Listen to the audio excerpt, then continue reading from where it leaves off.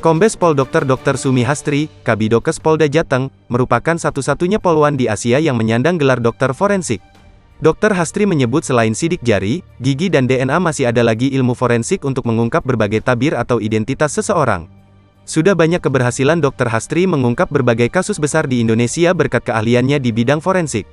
Kali ini Dr. Hastri menjadi narasumber pada Tribun Topik yang dipandu host Iswidodo News Manager Tribun Jateng. Berikut petikan wawancaranya. Saat ini Bu Hastri jadi Kabidokes, apa cita-cita Anda? Saya ingin jadi jenderal. Saya sudah sekolah dan sudah lengkap. Tergantung rejeki. Bisa cerita singkat perjalanan karir Anda? Setelah saya selesai dari Fakultas Kedokteran Undip, menjadi dokter umum, mendaftar polisi, kemudian diterima dokter polisi. Saya pertama jadi polisi diajak ke tempat kejadian perkara, TKP, senang. Kemudian mengambil sekolah spesialis forensik, dan saat itu saya polwan pertama yang menjadi spesialis forensik. Kemudian saya lanjut hingga sekolah S3. Jadi teman-teman media yang bilang saya dokter forensik polwan se-Asia, aslinya setiap institusi ada dokter forensik. Tapi karena yang polwan saya sendiri, masih sering ke TKP, saya senang ke TKP tapi tidak sesering dulu.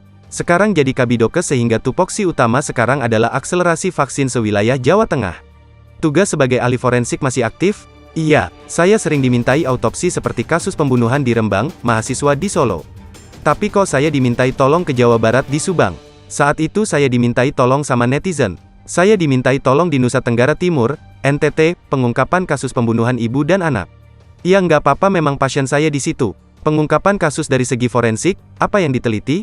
Ya seluruh tubuhnya. Begitu penyidik tahu itu, korban meninggal tidak wajar segera lakukan pemeriksaan luar dan dalam oleh dokter forensik.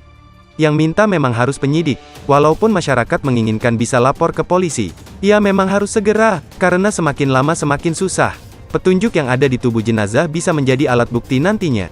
Bila warga menemukan jenazah bagaimana? Kalau masyarakat curiga mengetahui ada yang meninggal tidak wajar segera lapor. Atau kalau perlu jenazahnya ditaruh dulu di kamar jenazah rumah sakit dan jangan diapa-apakan. Kalau bisa jangan dimandikan dulu, karena bisa menghilangkan jejak.